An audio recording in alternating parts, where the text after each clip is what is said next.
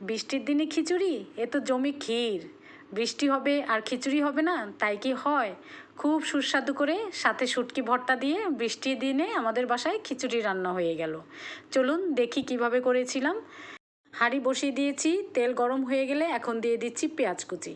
পেঁয়াজ কুচির সাথে এলাচ, দারচিনি, তেজপাতা, লবঙ্গ একসাথে দিয়ে কিছুক্ষণ নাড়াচাড়া করে যখন ফ্লেভারটা বের হয়ে যাবে আর পেঁয়াজটা হালকা ভাজা হয়ে যাবে, তখন আমি এতে দিয়ে দিলাম কয়টা কাঁচামরিচ। কাঁচামরিচ দিলে খুব সুন্দর ফ্লেভার হয়। এখন দিয়ে দিলাম আদা রসুন পেস্ট।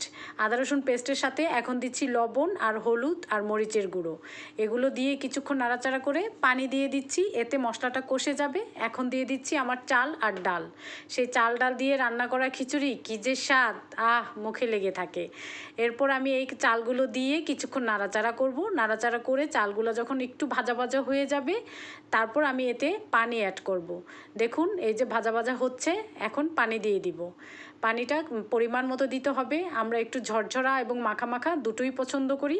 দেখুন আজকে কি হয়, ঝরঝরা হয় না মাখা মাখা হয়। এর আগের ভিডিওগুলোতে মাখা মাখা খিচুড়ি দেখিয়েছিলাম, আজকে একটু ঝরঝরা খিচুড়ি হবে। আপনারা দেখলেই বুঝতে পারবেন। পানির মাপটা পুরোটাই আন্দাজ মতো, আপনি কতটুকু পানি দিবেন সেটা আপনার উপর নির্ভর করবে। আমি ঢাকনা দিয়ে ঢেকে দিয়েছিলাম, এটা বলক উঠে গেছে। এখন ধিমে আঁচে রেখে দিব, বাকি কাজ এখন করে নিচ্ছি। এখন শুটকি রান্না করব, সেজন্য এই যে শুটকিগুলোকে ধুয়ে প্রসেস করে নিয়েছি।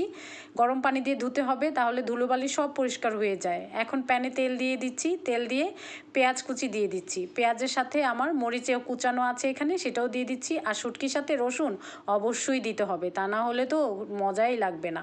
শুটকির ফ্লেভারের গন্ধটাই বের হয় এই রসুনের মাধ্যমে। আর এদিকে দেখুন আমার এই যে খিচুড়ি কিন্তু হয়ে গেছে অনেকটা। এখন এটাকে ধিমি আঁচে আরেকটু বসিয়ে রাখবো, তাহলেই খিচুড়িটা হয়ে যাবে। এখন দিয়ে দিচ্ছি সামান্য ঘি। ঘিটা দিলে একটা সুন্দর ফ্লেভার বের হয়। আমি ঘিটা সবসময় লাস্টেই ব্যবহার করি, এতে ফ্লেভারটা অটুট থাকে।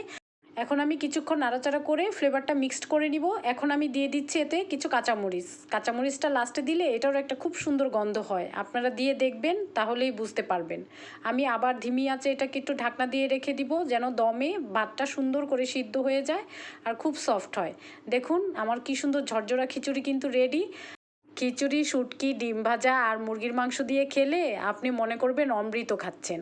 খুব মজা হয়েছিল আমাদের এই খিচুড়িটা।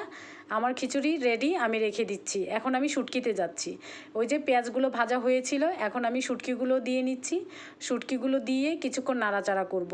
এতে একটা সুন্দর অ্যারোমা বের হবে, আপনি ঘর মৌ মৌ করবে। এরপর আমি বিভিন্ন মশলা দিয়ে দিয়েছিলাম, সেই ক্লিপটা আমার চলে গেছে। এখানে হলুদ গুঁড়ো, মরিচ গুঁড়ো দিয়ে সুন্দর করে নাড়াচাড়া করে আমি পানি দিয়ে নিয়েছি।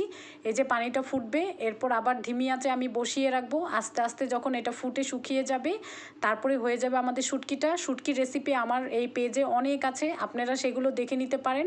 হয়ে গেল আমার রান্না। আল্লাহ হাফিজ।